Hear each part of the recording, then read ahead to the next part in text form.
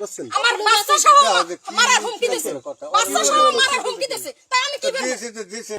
সুপ্রিয় দর্শক, আজকে এসেছি বরগুনা সদর উপজেলার বদরখালী গ্রামে। এখানে একটি হৃদয় বিদারক ঘটনা ঘটেছে। এ কেমন শত্রুতা, এ কেমন পাষণ্ডতা! এক গরিব অসহায় ব্যক্তির পানের বরজে বিষনাশক ঔষধ দিয়ে তার পানের বরটি একেবারে ধ্বংস করে দিয়েছে। গরিব মানুষ, মাত্র 6 কুড়ি বর।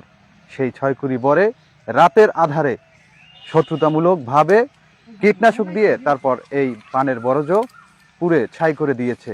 আমি আপনাদেরকে দেখাচ্ছি পুরো ভিডিও।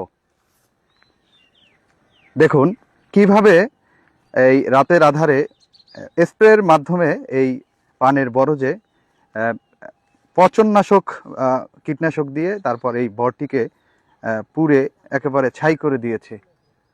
বরগুনা সদর উপজেলার বদরখালী গ্রামের অসীম চন্দ্র, তার এই একমাত্র আয়ের উৎস এই সেই 6 কুড়ি পানের বরজ কীটনাশক দিয়ে একেবারে ধ্বংস করে দিয়েছে।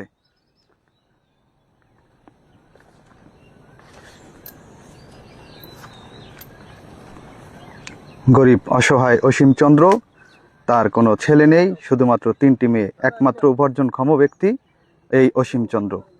তার এই পানের বরজে কীটনাশক দিয়ে তাকে পথে বসিয়ে দিয়েছে। তিনি গতকালকে স্থানীয় প্রশাসন বরগুনা সদর থানায় অভিযোগ করেছেন এবং এটির বিচার চেয়েছেন। প্রতিহিংসামূলক প্রতিবেশীর এই ঘটনা ঘটিয়েছে বলে আমরা বিশ্বাস করি।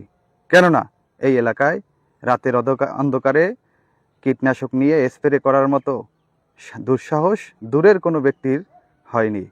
এখানকার স্থানীয় যে কেউ শত্রুতামূলক এই ঘটনা ঘটিয়েছে